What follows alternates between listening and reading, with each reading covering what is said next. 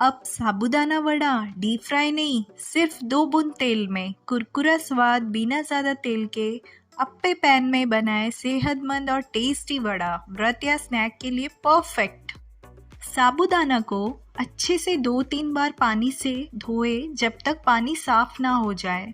उसके बाद उसमें इतना ही पानी डालें जितना साबूदाना के बराबर हो और उससे 2 से 3 घंटे के लिए भिगो दे। 3 घंटे बाद देखिए साबूदाना एकदम सॉफ्ट हो चुका है, बिना चिपक के बिल्कुल परफेक्ट है बनाने के लिए। अब सोक्ड साबूदाना को एक मिक्सिंग बाउल में ले।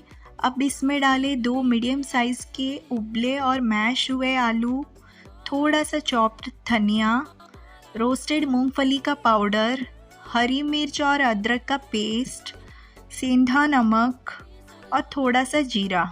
आप चाहें तो हल्का सा नींबू का रस भी मिला सकते हैं ज़्यादा टेस्ट के लिए। अब सब इंग्रेडिएंट्स को अच्छी तरह से मिक्स करें हाथ से या स्पून से जब तक एक स्मूथ सा डो बन जाए। अब थोड़ा थोड़ा मिक्स लेके छोटी छोटी राउंड बॉल्स या तिक्की शेप में बना ले कि ये कितना सुंदर और परफेक्ट बने हैं फ्राई के लिए।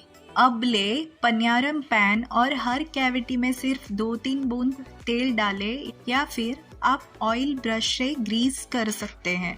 प्रीहीट होने के बाद हर सेक्शन में एक एक साबूदाना बॉल केयरफुली रखें।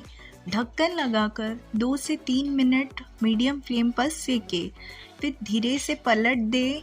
देखिए ये गोल्डन ब्राउन हो चुके हैं, दोनों तरफ से क्रिस्प होने तक सेके। अगर आपके पास पनियारम पैन नहीं है तो चिंता मत करिए, एक नॉर्मल नॉनस्टिक तवा या पैन में भी ये वड़े आसानी से बन सकते हैं। पैन को मीडियम फ्लेम पर गर्म करें और हल्का सा तेल से ब्रश कर ले या फैला दे।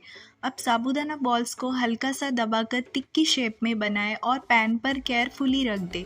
ढक्कन लगाकर दोनों तरफ से 3-4 मिनट तक सेके जब तक गोल्डन ब्राउन और क्रिस्पी ना हो जाए।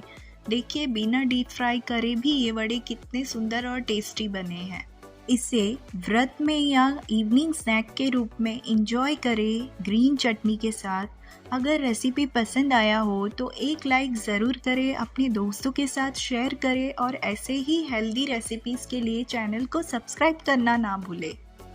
Thank you.